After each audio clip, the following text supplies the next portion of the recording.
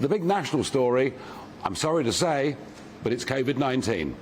It's back. You thought it had gone away, it hasn't. It will now dominate our national conversation for weeks and months to come. In fact, I suspect it'll be the top of every news bulletin between now and Christmas.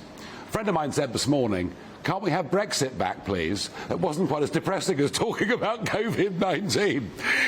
We've seen the British Medical Association yesterday, many of their senior managers urging Plan B was put into place, more overnight saying the same.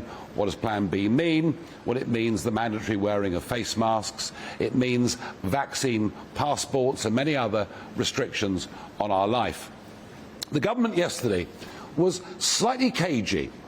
They don't want to go for Plan B, but Sajid Javid basically said, unless you go and get your booster jabs, you will lose your freedoms, which struck me as being something of an oxymoron. And he's gone further overnight. He says that if we feel at any point it's become unsustainable, we won't hesitate to act.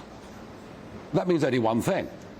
They are contemplating locking us back down again if the case rates get to 100,000 a day and if the numbers being admitted to hospital get too high. You see, we have to protect the NHS. Perhaps I've missed something here. I thought the NHS was here to protect us. And I have to tell you, nearly 2 years into this, if they do bring in vaccine passports, and overnight Tony Blair, the Blair Institute, is urging the immediate introduction of vaccine passports.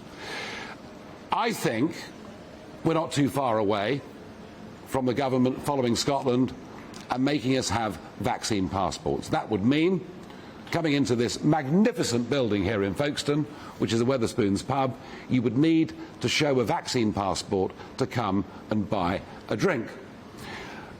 But the government knows something, and that is that we've been very well behaved, very well compliant over the course of the last couple of years, but I sense we're getting close to breaking point.